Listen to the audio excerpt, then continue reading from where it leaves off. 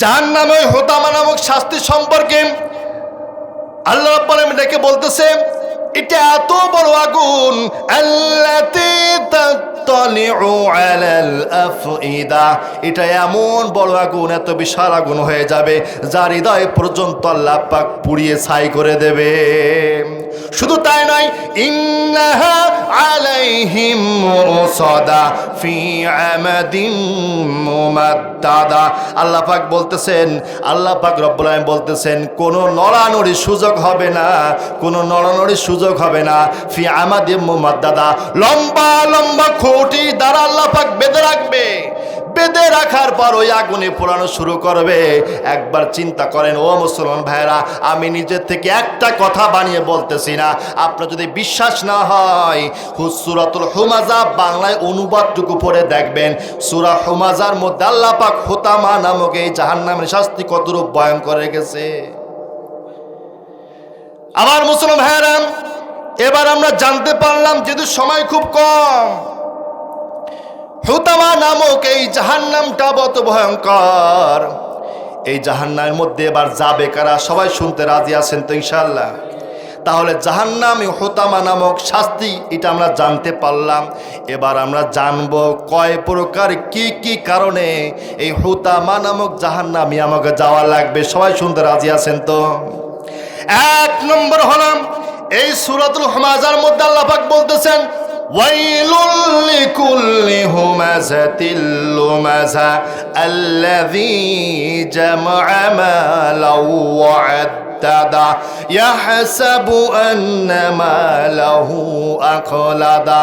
এক নম্বর আল্লাহ রাব্বুল আলামিন ডেকে বলতেছেন, ও বান্দারা, ওয়াইলুল লিকুল্লি হুমাযাতিল লুমাযা, এই কাজটা বেশিরভাগ মহিলাদের মধ্যে হয়, পুরুষদের মধ্যেও হয়। আল্লাহ রাব্বুল আলামিন ডেকে বলতেছেন, এই হোতামা নামক জাহান্নামে যাওয়ার জন্য এক নম্বর অপরাধী হবে তারাই যারা সকলখুরি করবে, এক ভাইয়ের সঙ্গে আর এক ভাইয়ের সঙ্গে দ্বন্দ্ব লাগিয়ে দেবে, এক বাপের সাথে ছেলের সাথে দ্বন্দ্ব লাগিয়ে দেবে, ছেলের কথা বাপের কাছে দুর্নাম করবে, ছেলের বাপের কাছে ছেলের দুর্নাম করবে। এরকম একজনের সঙ্গে আর একজনের সঙ্গে সকলখুরি করে যেভাবে মানুষকে লাগিয়ে দেবে।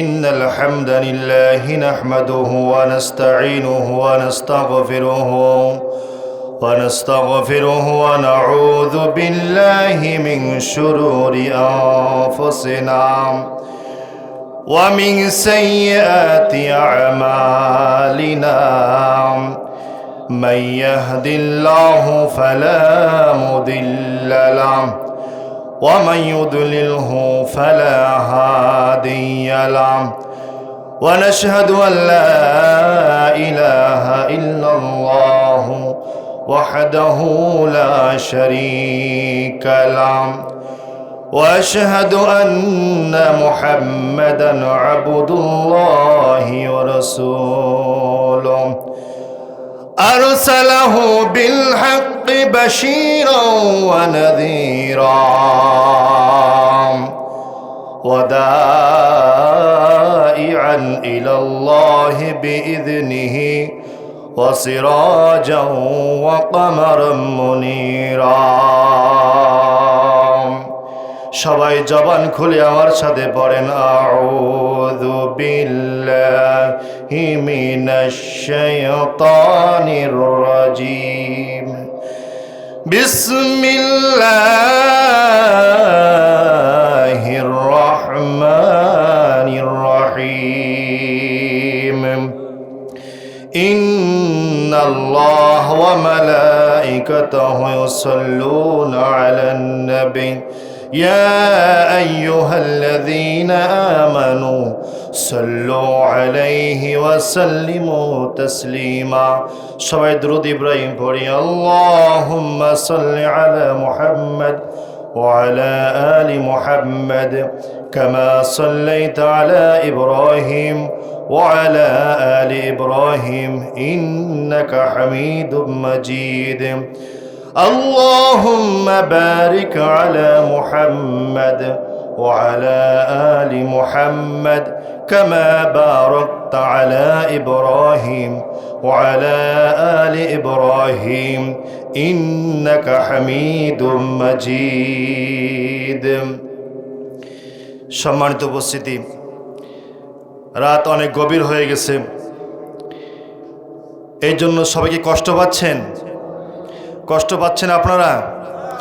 সুদূর বাগেরহাট থেকে যদি এসে আপনাদের কোরআনের কথা শোনাইতে পারি, আপনারা কিছুক্ষণ সময় ধৈর্য ধরে শুনতে রাজি আছেন তো ইনশাআল্লাহ? আপনাকে আমাকে সৃষ্টি করেছেন কে? আপনাকে এখনো ভালোবেসে এখানে বসিয়ে রাখছেন কে? একটু চিন্তা করে দেখেন, আপনার আমার মতোই মানুষ একই বডির মধ্যে এক সাইড প্যারালাইসিস বানিয়ে হসপিটালের বেডে শুয়ে রাখছেন কে? আপনাকে সে আল্লাহকে ভালোবাসেন? আল্লাহকে ভালোবাসেন? হৃদয় থেকে বাসেন, কলিজার থেকে বাসেন?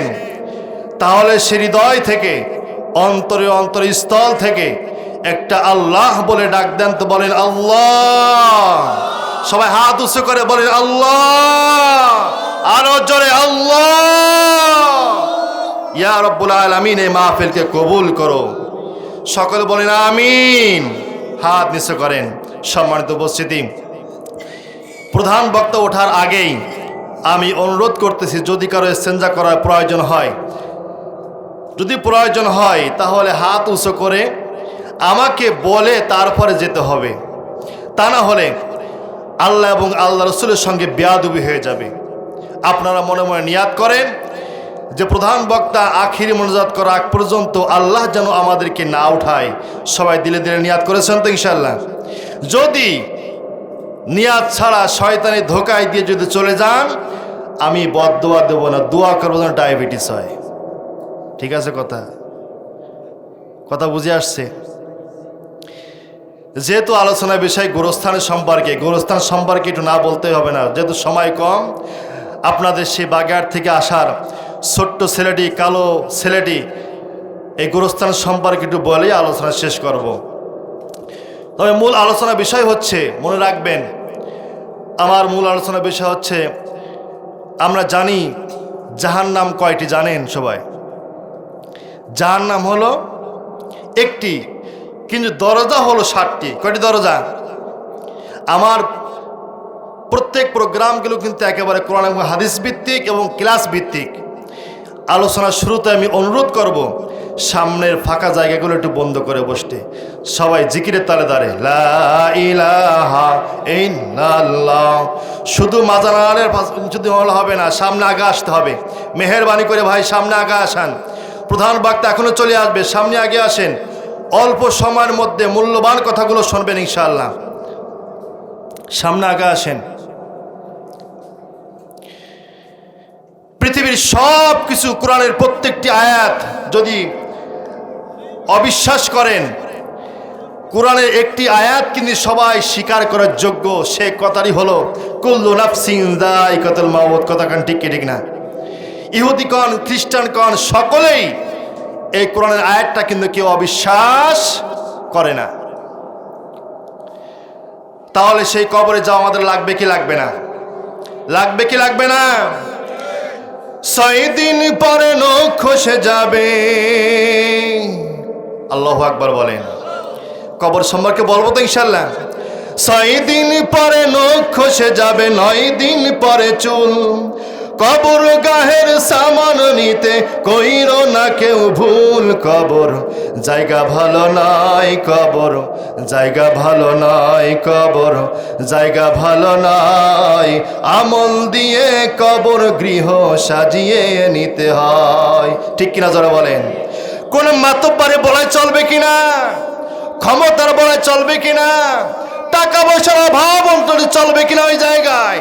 আপনি যত বড় মাতব্বরি হন না কেন, যত বড় ধনাঢ্য ব্যক্তি হন না কেন, ওই কবরে যাওয়ার সঙ্গে সঙ্গে সব কিছু বাদ হয়ে যাবে, একমাত্র আমল আপনার সঙ্গে থাকবে। কথা বলেন ঠিক কি ঠিক না? 6 দিন পরে নখ খসে যাবে, 9 দিন পরে চুল। কবর গাহের সামান নিতে কইর না কেউ ভুল। কবর জায়গা ভালো নয়, কবর জায়গা ভালো নয়, কবর জায়গা ভালো নয়। আমল দিয়ে কবর গৃহ সাজিয়ে নিতে হয়। 17 দিনে পেটে পেটে শেষি পোকার খাদ্য হবে। 60 দিন পরে গোশ থাকবে না, কঙ্কাল পড়ে রবে। কথা বলেন ঠিক কি ঠিক না? 17 দিন পেটে পেটে শেষি পোকার খাদ্য হবে। 60 দিন পরে গোশ থাকবে না, কঙ্কাল পড়ে রবে। 90 দিনে হাড়গুলো সব, 90 দিনে হাড়গুলো সব আলাদা হয়ে রয়। কবর জায়গা ভালো নয়, কবর জায়গা ভালো নয়, কবর জায়গা ভালো নয়। আমল দিয়ে কবর গৃহ সাজিয়ে নিতে হয়। দেহের সে আহম বড়, লোভ লালসার পাহাড়। হিংসায় ভরে বিবেক হলো নফসের কালো আহার। হামান কারুন সব হারিয়ে, হামান কারুন সব হারিয়ে পরিণতি পরিচয়। কবর জায়গা ভালো নয়, কবর জায়গা ভালো নয়, কবর জায়গা ভালো নয়। আমল দিয়ে কবর গৃহ সাজিয়ে নিতে হয়। আল্লাহু আকবার বলেন। ভালো লাগছে আপনাদের? গভীর রাজনীতি, এই জন্য একটু বললাম। রাগ করছেন নাকি আপনারা? আমার কলেজের ভাইরা, গভীর মন দিয়ে শুনতে হবে। আমি এখন থেকে যতটুকু কথা বলবো, একটা কথাও কোরআন এবং হাদিস বাইরে কোনো কথা হবে না। গভীর মন দিয়ে শুনতে হবে। আমি প্রত্যেকটি প্রায় মাহফিলে যখন আমি প্রোগ্রামে যাই, আমি আলোচনার শেষে আমি কমপক্ষে 10টা প্রশ্ন রাখি। আমি যতক্ষণ বয়ান করব, এইখান থেকে 10টা প্রশ্ন করব শেষে আলোচনায়। এই 10টা প্রশ্নের উত্তর কমপক্ষে 8টা যে দিতে পারবে, সব থেকে ফার্স্ট, সেকেন্ড, থার্ড এই 3টে পুরস্কার দিয়ে থাকি। তবে এখানে সময় কম, এই জন্য সে সিস্টেমটা আমি করলাম না। তবে প্রত্যেক প্রোগ্রামে আমার ব্যাগের ভিতরে কিন্তু পুরস্কার অলরেডি রেডি থাকে। এই জন্য শ্রোতারা যারা আছে, মূল আলোচনা থেকে শুরু থেকে শেষ পর্যন্ত যদি গভীর মন দিয়ে শুনতে পারেন, তাহলে যদি একটা আমলের নিয়াতে যদি আপনি এই চিন্তা করেন যে আমি একটা হাদিস শ্রবণ করব, কোরআন থেকে একটা আয়াতের কথা আমি শুনবো এবং সে অনুযায়ী আমল করব, এই একটা আমলের বিনিময়ে আল্লাহ পাক আপনাকে জান্নাত দিতে পারে। যেরকম সুবহানাল্লাহ। আমার মুসলমান ভাইরা, শুরুতেই যে কথা বলছি, জাহান্নাম কিন্তু একটা, কিন্তু দরজা 7টা। এই কথা আমি নিজে বানিয়ে বানিয়ে বলতেছি না, গভীর মন দিয়ে শুনতে হবে। 15 নম্বর সূরা, সূরাতুল হিজর 43 এবং 44 নম্বর আয়াতে আল্লাহ পাক রব্বুল আলামিন ডেকে বলতেছেন, ও বান্দারা ভালো করে শোনো। ওয়া ইন্না জাহান্নামা লামাউইদুহুম আজমাইন লাহা সাবআতুন আবওয়াবা লিকুল্লি বাবিন মিনহুম জুজউম মাকসুম। 15 নম্বর সূরা, সূরাতুল হিজর 43 এবং 44 নম্বর আয়াতে আল্লাহ রাব্বুল আলামিন ডেকে বলেন, ও বান্দারা, জাহান্নাম কিন্তু একটা, দরজা হলো 7টা। তোমরা যেই যেই অপরাধ করবা, অর্থাৎ যে যে রকমের পাপ কাজ করবা, তোমরা যে যে রকম অপরাধী হবা, তার জন্য সেরকম দরজা থেকে তোমার প্রবেশ করা লাগবে। যেমন স্কুল একটা, কিন্তু দরজা যে কয়টা ক্লাস, 10 পর্যন্ত 10টা ক্লাস, প্রথম, দ্বিতীয়, তৃতীয় শ্রেণী উপরে লেখা আছে। ঠিক তদ্রূপভাবে জাহান্নামে প্রবেশ করতে গেলে উপরে লেখা থাকবে সাঈর, উপরে লেখা থাকবে সাকার, উপরে লেখা থাকবে হোতামা, উপরে লেখা থাকবে লাজা, উপরে লেখা থাকবে জাহান্নাম। এরকম দরজার সামনে 7টা দরজায় এরকম 7টা নাম লেখা থাকবে। যে যে রকম অপরাধী হবে, সে সেই রকম অপরাধী অনুযায়ী সেই দরজা থেকে জাহান্নামে প্রবেশ করতে হবে। আপনারা কি সেই 7টি অপরাধের কথা আপনারা শ্রবণ করতে চান? ইনশাআল্লাহ সবাইকে শুনতে চান? তাহলে জোরে একটু তাকবীর হয়ে যাবে। লিল্লাহি তাকবীর। সবাই কি আছেন? আলহামদুলিল্লাহ। আমার মুসলমান ভাইরা, জাহান্নামের মধ্যে সর্বপ্রথম সর্বশেষ থেকে শুরু করে হোতামা দরজার উপরে লেখা থাকবে হুতামা। এবার আসুন হুতামার পরিচয়টা কি, হুতামার ভিতরে কেমন শাস্তি হবে, এরপর বলবো হুতামায় কারা কারা যাবে, কোন কোন অপরাধ করলে হুতামায় যাওয়া লাগবে। তাহলে জাহান্নামের একটি দরজার নাম হল হুতামা। আল্লাহ রাব্বুল আলামিন সূরাতুল হুমাযার মধ্যে 104 নম্বর সূরা সূরাতুল হুমাযা 5 নম্বর আয়াত আল্লাহ পাক নবীকে ডেকে বলেন, ওগো নবী আপনি ভালো করে শুনেন। আল্লাহ রাব্বুল আলামিন ডেকে বলেন, ওয়া মা আদরাকা মাল হুতামা নারুল্লাহিল মুকাদা আল্লাতী تطلع على الأفئدة إنها عليهم مؤصدة في عمد ممددة الله أكبر। তাহলে বাংলায় বললাম হুতামা, সূরা হুমাযার মধ্যে হুতামা শব্দ পাইছেন তো? আল্লাহ রাব্বুল আলামিন ডেকে বললেন, নবী আপনি জানেন ওয়া মা আদরাকা মাল হুতামা, হুতামা মানে কি আপনি জানেন? এই হুতামার মধ্যে শাস্তি কত বড় শাস্তি। আল্লাহ পাক এবার নবীকে ডেকে বলেন, নবী আপনি জানেন নাকি হুতামা নামক এই জাহান্নামটা কিরকম শাস্তি হবে? আল্লাহ রাব্বুল আলামিন নিজেই উত্তর দিয়ে বলেন, নারুল্লাহিল মুকাদা। ওগো নবী আপনার উম্মতদেরকে জানিয়ে দেন এই হুতামা এত বড় ভয়ঙ্কর শাস্তি হবে। নারুল্লাহিল মুকাদা, এই জাহান্নামের মধ্যে যে আগুন জ্বালাচ্ছে আল্লাহ রাব্বুল আলামিন নিজে স্বয়ং ওই জাহান্নামের হুতামা নামক জাহান্নাম নিজেই আল্লাহ পাক নিজেই আগুনটা জ্বালাচ্ছে। কথাকে বোঝা গেল? নারুল্লাহিল মুকাদা মানে এটা আল্লাহর জ্বালানো অগ্নি, আল্লাহ পাক নিজেই এই আগুনটা জ্বালাচ্ছে। আল্লাহ পাক যদি নিজেই আগুনটা জ্বালায় তাহলে একবার চিন্তা করেন এই জাহান্নামের আগুনটা কত বড় ভয়ঙ্কর হতে পারে। মুসলমান ভাইরা, দুনিয়ার মধ্যে সামান্যতম যে আগুনটা আমরা দেখি, এই দুনিয়ার মধ্যে যে আমরা ভাত রান্না করে খাই, তরকারি রান্না করে খাই, এই দুনিয়ার সামান্য আগুনের মধ্যে একবার চিন্তা করে দেখেন, চুলার ভিতরে যখন আগুন জ্বলে, লাকড়ি জ্বালিয়ে দেন, যখন আগুন জ্বালিয়ে দেন, ওই জায়গায় যদি আপনি 1 মিনিট পর্যন্ত যদি হাত রাখতে পারেন, একবার চিন্তা করে দেখেন জাহান্নামের আগে তো বড় ভয়ঙ্কর আগুন, 1000 বছর জ্বালানোর পরে ওই আগুনটার বর্ণ হয়ে যাবে লাল, আবার জ্বালানোর পরে 1000 বছর জ্বালানোর পরে হয়ে যাবে লাল, এরপরে হয়ে যাবে সাদা, আবার যখন জ্বালানো হয়ে যাবে কালো। এই জাহান্নামের আগুনটা কি জানেন? হযরত আদম আলাইহিস সালাম এবং হাওয়া আলাইহিস সালাম দুনিয়ার জমিনে যখন আসলেন, এবার আদম আলাইহিস সালাম বলতেছে, রব্বুল আলামিন দুনিয়া তো পাঠাইছো, এবার দুনিয়া রান্না বান্না করে খাওয়ার জন্য একটু আগুন দাও। জিবরাইল আলাইহিস সালামকে বলল, জিবরাইল যাও জাহান্নাম থেকে একটা কয়লা নিয়ে আদমকে দাও।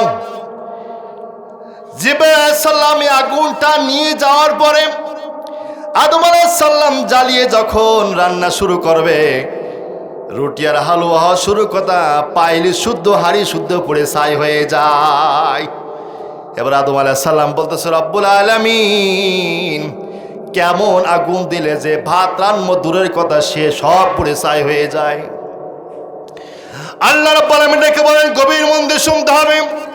আল্লাহ রাব্বুল আলামিন ডেকে বলেন, ও জিবরাইল এই জাহান্নাম থেকে যদি সরাসরি আগুন নিয়ে যাও, দুনিয়ার কোনো মানুষ রান্না করে খেয়ে শেষ করতে পারবে না। সুতরাং জিবরাইল এই আগুনের কয়লাটুকু নিয়ে যে সমুদ্রের মাঝখানে বরাবর যে 3টা চুবনি দাও, এরপর আদমকে দাও। এরপর জিবরাইল আলাইহিস সালাম ওই আগুনের এই কয়লাটা নিয়ে যাওয়ার পরে সমুদ্রের মাঝখানে 3টা চুবনি দিলেন, 3টা চুবনি দিলেন। এরপর আদমকে দেওয়া হলো। আদমকে দেওয়ার পরে আদম আলাইহিস সালাম এবারে ওই আগুনটা ব্যবহার করে যখন রান্না বান্না শুরু করলেন, একটু আগুনের তেজটা কমে গেল। আরে এই তেজ কমা আগুনের উপর আমরা হাত রাখতে পারি না, আর আল্লাহ পাক নিজেই বলতেছেন নারুল্লাহিল মুকাদা, আল্লাহ পাক নিজেই আগুন জ্বালাচ্ছে। একবার চিন্তা করে দেখো এই হুতামা নামক জাহান্নামে যারা যাবে তাদের কত বড় ভয়ঙ্কর শাস্তি হবে। আজকের বিজ্ঞানীরা সেই কত কোটি শত বছর আগে জিবরাইল আলাইহিস সালাম সমুদ্রের মাঝখানে যেই কয়লাটা চুবনো দিয়েছিল, বিজ্ঞানীরা এবার আবিষ্কার করেছে সমুদ্রের মাঝখানে কি জানে আলো ঝলকালি দেখা যায়। কাপ্তাই যে দেখবেন সমুদ্রের মাঝখানে যে বিদ্যুৎ উৎপন্ন হচ্ছে, যে বিদ্যুৎগুলো আমরা ব্যবহার করতেছি, সর্বপ্রথম বিজ্ঞানীরা দেখতেছে ওই সমুদ্রের মাঝে আগুন আর বিদ্যুৎ তৈরি করে যায়। জোরে কন্যা সুবহানাল্লাহ। বিজ্ঞানীরা বিদ্যুৎ পাইলে কোথায়?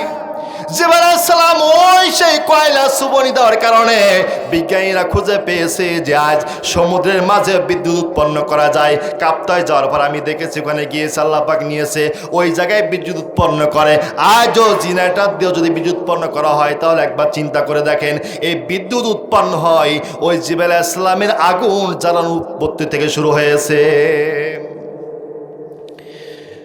জাহান্নামে হোতামা নামক শাস্তি সম্পর্কে আল্লাহ রাব্বুল আলামিন ডেকে বলতেছে, এটা এত বড় আগুন, আল্লাতী তাত্তালিউ আলাল আফইদা, এটা এমন বড় আগুন, এত বিশাল আগুন হয়ে যাবে যার হৃদয় পর্যন্ত আল্লাহ পাক পুড়িয়ে ছাই করে দেবে। শুধু তাই নয়, ইন্নাহা আলাইহিম মুসাদা ফি আমাদিন মুমাদ্দাদা, আল্লাহ পাক বলতেছেন, আল্লাহ পাক রব্বুল আলামিন বলতেছেন, কোনো নড়ানড়ির সুযোগ হবে না, কোনো নড়ানড়ির সুযোগ হবে না। ফি আমাদিন মুমাদ্দাদা, লম্বা লম্বা খুঁটি দ্বারা আল্লাহ পাক বেঁধে রাখবে। বেঁধে রাখার পর ওই আগুনে পোড়ানো শুরু করবে।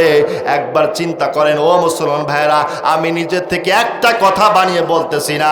আপনার যদি বিশ্বাস না হয়, সূরাতুল হুমাযা বাংলায় অনুবাদটুকু পড়ে দেখবেন। সূরা হুমাযার মধ্যে আল্লাহ পাক হোতামা নামক এই জাহান্নামের শাস্তি কতরূপ ভয়ঙ্কর রেখেছে। আমার মুসলমান ভাইরা, এবার আমরা জানতে পারলাম, যেহেতু সময় খুব কম, হোতামা নামক এই জাহান্নামটা কত ভয়ঙ্কর। এই জাহান্নামের মধ্যে এবার যাবে কারা? সবাই শুনতে রাজি আছেন তো ইনশাআল্লাহ? তাহলে জাহান্নাম হোতামা নামক শাস্তি এটা আমরা জানতে পারলাম। এবার আমরা জানব কয় প্রকার, কি কি কারণে এই হোতামা নামক জাহান্নামে আমাকে যাওয়া লাগবে। সবাই শুনতে রাজি আছেন তো? এক নম্বর হলাম, এই সূরাতুল হুমাযার মধ্যে আল্লাহ পাক বলতেছেন, ওয়াইলুল লিকুল্লি হুমাযাতিল লুমাযা আল্লাযী জামা'a মালাও ওয়া আদ্দাদা ইয়াহসাবু আন্না মালাহু আখলাদা। এক নম্বর আল্লাহ রাব্বুল আলামিন ডেকে বলতেছেন, ও বান্দারা, ওয়াইলুল লিকুল্লি হুমাযাতিল লুমাযা। এই কাজটা বেশিরভাগ মহিলাদের মধ্যে হয়, পুরুষদের মধ্যে হয়। আল্লাহ রাব্বুল আলামিন ডেকে বলতেছেন, এই হোতামা নামক জাহান্নামে যাওয়ার জন্য এক নম্বর অপরাধী হবে তারাই যারা সকলখুরি করবে, এক ভাইয়ের সঙ্গে আর এক ভাইয়ের সঙ্গে দ্বন্দ্ব লাগিয়ে দেবে, এক বাপের সাথে ছেলের সাথে দ্বন্দ্ব লাগিয়ে দেবে, ছেলের কথা বাপের কাছে দুর্নাম করবে, ছেলের বাপের কাছে ছেলের দুর্নাম করবে। এরকম একজনের সঙ্গে আর একজনের সঙ্গে সকলখুরি করে যেভাবে মানুষকে লাগিয়ে দেবে, এদের জন্য এক নম্বর শর্ত হলো ওয়াইলুল লিকুল্লি হুমাযাতিল লুমাযা, যারা মানুষের পরনিন্দা করে, অর্থাৎ সকলখুরি করে, অর্থাৎ মুনাফিকি করে, এরা যে সমস্ত লোকরা হবে, এদের জন্য আল্লাহ পাক তৈরি রেখেছেন সূরা জাহান্নামে হোতামা। জাহান্নামে হোতামা এদের জন্য এক নম্বর কারণ হচ্ছে যারা পিছনে পিছনে মানুষের দ্বন্দ্ব লাগিয়ে মানুষের মধ্যে বিভেদ সৃষ্টি করে দেয়, ঝগড়া সৃষ্টি করে দেয়, এদের জন্য হচ্ছে এই হোতামা নামক জাহান্নাম। এই সমস্ত লোকেরা যে সমস্ত মজলিসে থাকবে, এই মজলিসে দোয়া কবুল হয় না। এটা আমি নিজের থেকে কোনো বানিয়ে বলতেছি না। হযরতে মূসা আলাইহিস সালাম একটার জামানায় বৃষ্টি বন্ধ হয়ে গিয়েছে। বৃষ্টি বন্ধ হওয়ার কারণে এবার আল্লাহ রাব্বুল আলামিন আল্লাহর কাছে ফরিয়াদ করতেছে, মূসা, ওগো রাব্বুল আলামিন, বৃষ্টি দাও, বৃষ্টি প্রয়োজন। একদিন পার হয়ে গেছে, 2 দিন পার হয়ে গেছে, 3 দিনিতে এবার মূসা রাগ করে বলতেছে, আল্লাহ তুমি আমার দোয়া কেন কবুল করো না? তুমি কেন আমার দোয়া কবুল করো না? আল্লাহ রাব্বুল আলামিন এবার ডাকিয়ে বলতেছে, ও মূসা, তুমি যাদেরকে নিয়ে দোয়া করতেছো ওদের মধ্যে একজন সকলখুরি আছে, যে তোমার সঙ্গে ভালোবাসে, তোমার পেছনেই নামাজ পড়ে, তোমাকে অনুসরণ করে, কিন্তু বাইরে যে তোমার বিরুদ্ধে সমালোচনা করে, বাইরে যে তোমার বিরুদ্ধে সমালোচনাকে তোমার শত্রুতা সৃষ্টি করে দেয়। সুতরাং এই মুনাফিক, এই সকলখোর যতক্ষণ পর্যন্ত এই জায়গা থেকে না সরে যাবে, ততক্ষণ পর্যন্ত তোমার মজলিসে দোয়া কবুল হবে না। আজকাল ইমাম সাহেব যখন দোয়া করে আর বাইরে থেকে মুসাল্লিরা বলে হুজুরের দৌড় মনে কমে গেছে, হুজুরের মনে জোর কমে গেছে, এই জন্য মজলিসের দোয়া কবুল হয় না, মিলাদের দোয়া কবুল হয় না, হুজুরের মনে জোর কমে গেছে, এই জন্য দোয়া কবুল হয় না। আর মুসলমান ভাই না, ওই মজলিসের মধ্যে মুনাফিক বসে আছে, সকল করে বসে আছে, এই জন্য ইমাম সাহেবের দোয়া কবুল হয় না। কথা বলে ঠিক ঠিক না? আল্লাহ বলে ডেকে বলতেছ মুসা, ওই জায়গার মধ্যে তোমার মজলিসের মধ্যে একজন সকল করে বসে আছে, এই জন্য তোমার দোয়া আমি মজলিসের দোয়া কবুল করতেছি না। এবার মুসা বলতেছে রব্বুল আলামিন, তুমি শুধু ওই ব্যক্তির নামটা একটু আমার কও, ওই ব্যক্তির নামটা একটু কও, দেও আমি ওর কি হালটা করি। আমি ওরে 3 দিন ধরে দোয়া করতেছি, দোয়া কবুল হচ্ছে না, ওই একটার জন্যে, শুধু নামটা কও, আজ করে আমি পড়াই শেষ করে দেবো। আল্লাহ রাব্বুল আলামিন ডেকে বলতেছে না, যদি তুমি ওই জায়গায় তুমি তাকে অপমান করো, তাহলে তোমার কোনোদিন তোমার পথে ফিরিয়ে আসবে না। সুতরাং তুমি একটা কায়দা ক্লোজ করো, ওই জায়গায় বসে এবার তুমি তওবাতুন নসুহা করো। জোরে বলেন আল্লাহু আকবার। তওবা করো। এবার মুসা আলাইহিস সালাম সকলকে নিয়ে তওবা করলেন আর বললেন, এই মজলিসের মধ্যে একজন পাপিষ্ট ব্যক্তি আছে, একজন চকুলখোর ব্যক্তি আছে, একজন মুনাফিক ব্যক্তি আছে, যার কারণে আমার এই দোয়া কবুল হচ্ছে না। সুতরাং এই মজলিসের মধ্যে যেই কাজটা করো, এই গুনার কাজটা যেই করো, তুমি আজকে দিলে দিলে মনে মনে তওবা করো। তওবা করলেই আল্লাহ পাক বৃষ্টি বর্ষণ করবে। এবার সবাইকে নিয়ে তওবাতুন নসুহা করলেন, তওবা করলেন। তওবা করা শেষ, মুনাজাত করা শেষ, আল্লাহ রাব্বুল আলামিন সঙ্গে সঙ্গে বৃষ্টি বর্ষণ করেছেন। জোরে কান সুবহানাল্লাহ। ও মুসলিম ভাইরা, গভীর মন দিয়ে শুনতে হবে, তওবা করতে শর্ত রয়েছে 2টা। 1 নম্বর শর্ত হলো অন্যায় করেছেন যেই জায়গায়, তওবা করতে হবে সেই জায়গায়। কথা বুঝে আসছে? অন্যায় করেছেন যেই জায়গায়, তওবা করতে হবে সেই জায়গায়। আপনি আমার কাছে অন্যায় করেছেন, আমাকে মনে কষ্ট দিয়েছেন, আমাকে মনে আঘাত দিয়েছেন, কথার দ্বারা হোক, কাজের দ্বারা হোক, বিভিন্ন ক্ষমতার বলে হোক, যেভাবে আপনি আমাকে কষ্ট দেন না কেন, যেভাবে আপনি আমাকে দুঃখ দেন না কেন, মরার আগ মুহূর্ত হলেও আপনাকে আমার কাছে এসে তওবা করা লাগবে। কথা বলেন ঠিক কি ঠিক না? অন্যায় যেখানে তওবা করতে হবে সেখানে। আপনি মানুষের কাছে অন্যায় করে, মানুষকে জুলুম নির্যাতন করে, মানুষের মনে কষ্ট দিয়ে আপনি যতই আল্লাহর কাছে তওবা করেন না কেন, আল্লাহ পাক বলবেন আগে বান্দার হক তুমি আদায় করে আসো, ওই বান্দার থেকে তুমি তওবা করে আসো, তাহলে আমি আল্লাহ তোমার তওবা কবুল করব। এক কথাই হলো, যার কাছে আপনি অন্যায় অবিচার জুলুম নির্যাতন করেছেন, যার কাছে আমি অন্যায় করেছেন, ওই জায়গায় যদি আপনি তওবা না করেন, আল্লাহ পাক বলতেছেন নামাজ পড়ে আমি নামাজ না পড়লে মাফ করতে পারি, যাকাত দাও না আমি ইচ্ছা করলে মাফ করতে পারি, হজ করলে আমি ইচ্ছা করলে মাফ করতে পারি, কিন্তু এক কথা হলো আমার বান্দার হক যেগুলো নষ্ট করেছো, এই বান্দার হক নষ্ট করার কারণে আগে তার হক ঠিক মতো ফিরিয়ে দিয়ে আসো, তারপর তুমি আমার কাছে এসে যাও। কথা বুঝে আসছো তো? আমার মুসলমান ভাইয়েরা, আমার মুসলমান ভাইয়েরা, ছোট্টটি কথা বলে শেষ করব। আজকাল তো জানাজার নামাজে যখন মাইয়িতকে সামনে আনা হয়, মাইয়িতকে সামনে আনার পরে এবার ইমাম সাহেব বলে বড় সন্তানকে ডাকে, অথবা বড় ভাইকে, অথবা বড় ছেলেকে, যে কাউকে আত্মীয় স্বজনকে ডাকে। ডাকার পরে এবার বলে, সন্তান বলে, মানে মুখস্থ কথা ইমাম সাহেব শিখিয়ে দেয়। ইমাম সাহেব শিখিয়ে দেয় বড় ছেলেকে যে আপনি বলেন কি, যে আমার বাপের কাছে যদি কেউ অন্যায় করে থাকে তাহলে আপনার আল্লাহর কাছে মাফ করে দিন, চোখের পানি ফেলে। কতক্ষণ ঠিক ঠিক না? আবার বলে যদি আমার বাপের কাছে যদি কেউ টাকা পয়সা লেনদেন থাকে আমাকে বলবেন, তাহলে আমি পরিশোধ করার চেষ্টা করব। এরকম মুখস্থ বয়ান মাইয়াতকে সামনে রেখে করে কি করে না? ও মুসলমান, মৃত্যুর আগে যার কাছে অন্যায় করেছো তার কাছে যদি ক্ষমা না চাও, তুমি যাকে কষ্ট দিয়েছো সে তোমার জানাজায় যায় নাই, সুতরাং তোমার সন্তান যার কাছে ক্ষমা চাইবে তোমার সেই অপরাধী কিন্তু তোমার জানাজায় শরীক হয় নাই, সুতরাং কবরে যাওয়ার সঙ্গে সঙ্গে আল্লাহ রাব্বুল আমিন তোমার বিরুদ্ধে মামলা দায়ের করবে। ছোট্ট একটি কথা বলে শেষ করি। 42 নম্বর সূরা 42 নম্বর আয়াত সূরাতুশ শুরা, আল্লাহ রাব্বুল আমিন ডেকে বলতেছেন, ইন্নাস সাবিলা আলাল্লাযিনা ইয়াজলিমুনান নাস ওয়া ইয়াবগুনা ফিল আরদি বিগাইরিল হক। আল্লাহ রাব্বুল আমিন ডেকে বলতেছে, ও আমার বান্দারা গভীর মনে করে শোনো, 42 নম্বর সূরা 42 নম্বর আয়াত সূরাতুশ শুরা। আজ বাড়ি যে বের করে দেখবা আল্লাহ রাব্বুল আমিন ডেকে বলতেছেন, ও আমার বান্দারা, যারা মানুষ হয়ে মানুষের উপর অন্যায় জুলুম চালিয়েছো, আমি নিজে কাল কিয়ামতের ময়দানে, হাসরের ময়দানে ওই জুলুমকারী পক্ষ হয়ে যারা মাজলুম হয়েছে, এই মাজলুমের পক্ষ হয়ে আমি আল্লাহ নিজে বাদী হয়ে ওই দিন আমি মামলা দায়ের করে দেব। দুনিয়ার যদি সামান্য একজন কেসের বাদে যদি একজন মুসি হয়, সকালে যাবেন বিকেলে বের হয়ে আসবেন। একজন যদি চেয়ারম্যান হয় 1 সপ্তাহ সময় লাগবে।